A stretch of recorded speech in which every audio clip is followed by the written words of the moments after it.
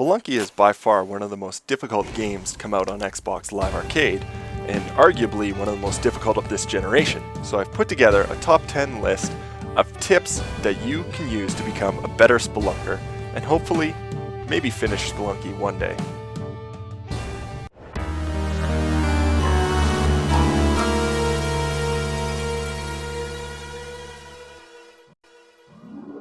Number 10.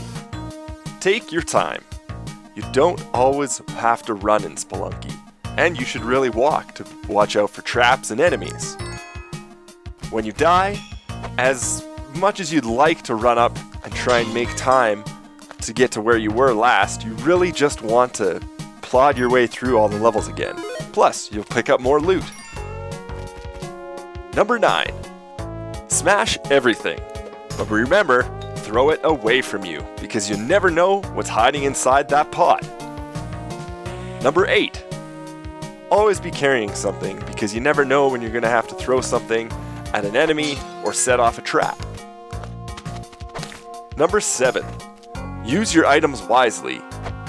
Use your items when it's an opportune moment, and don't squander them because you'll need them in the later levels, especially if you can't find a shop to replenish your supply.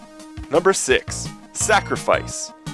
You can use the ceremonial table to sacrifice a damsel or, better yet, a dead enemy, and you'll get a gift in return, whether it be gold, a follower, or an item. Number 5. Don't take on more than one enemy at a time. When you get hit by an enemy, you go dizzy, so be careful about getting into fights with multiple enemies. Number 4. Buy the right equipment.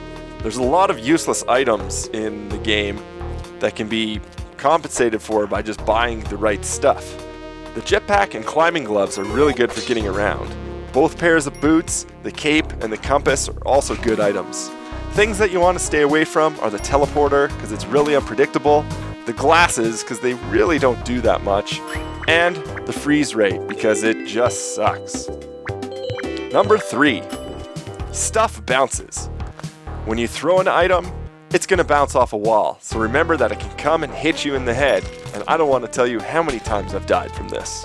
Number 2. Terrorism is bad. Remember that the shopkeeper is very finicky, and if you use any sort of aggression while in his store, he's going to freak out and try and kill you with his shotgun.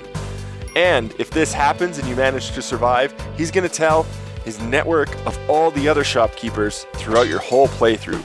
And the number 1 tip for Spelunky is always look down. I cannot stress this enough, but you can always find out what's below you by looking down, and this will save you a lot of unnecessary deaths. Spike traps, enemies, anything, just look below you. And if you need to use a rope or a bomb, go for it.